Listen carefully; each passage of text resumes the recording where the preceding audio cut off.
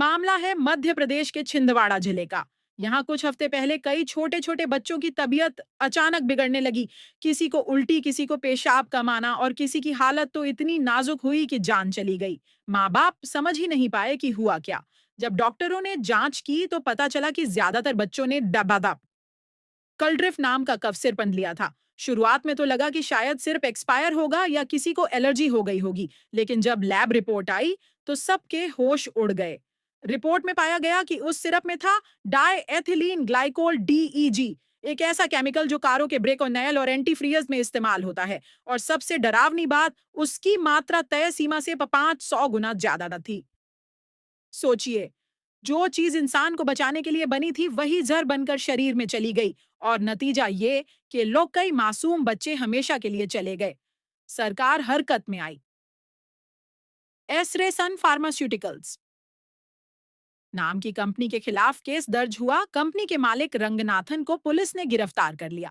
3 सिर्फ कोल्ड रिफ रेस्पिफ्रेश टीआरओटोनोस्टिडे रिलाइफ दारोदा पूरे देश में दरिलापा दजाम बजबैन निषिद्धन कर दिया गया। ड्रग डिपार्टमेंट ने सिरप की सभी बॉटल्स सील करवाई और जो दुकानों में बिक चुकी थी उन्हें भी वापस मंगवाने का आदेश हुआ।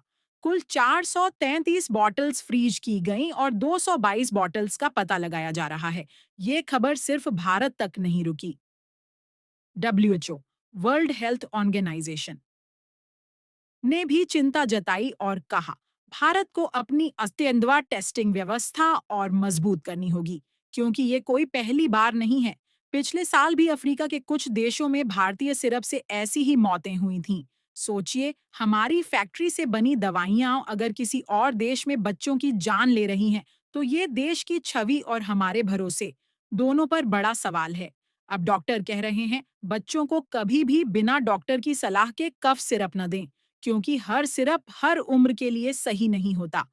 कई सिरप में अल्कोहल या केमिकल की मात्रा ज्यादा होती है। 2 साल से छोटे बच्चों को तो बिल्कुल भी सिरप नहीं देना चाहिए।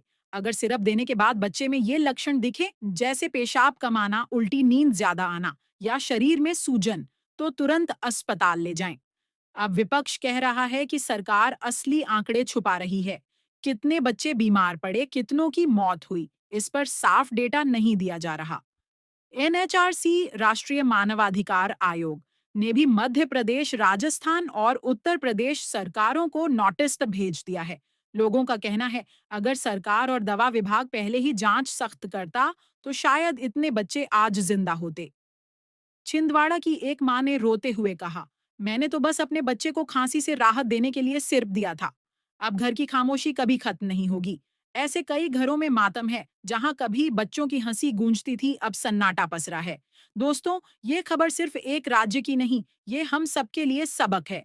दवा जितनी असरदार हो सकती है, उतनी ही खतरनाक भी अगर उसमें जरा सी लापरवाही हो जाए। इसलिए हमेशा डॉक्टर की सलाह से ही सिर्फ या दवा लें। दवा का बैच नंबर और कंपनी का नाम जरूर चेक करें और शक होने पर तुरंत स्वास्थ्य विभाग को सूचना दें। हम उम्मीद करते हैं कि सरकार ऐसे मामलों में सख्त से सख्त कार्रवाई करे, ताकि कोई और मां अपनी गोद ना खोए।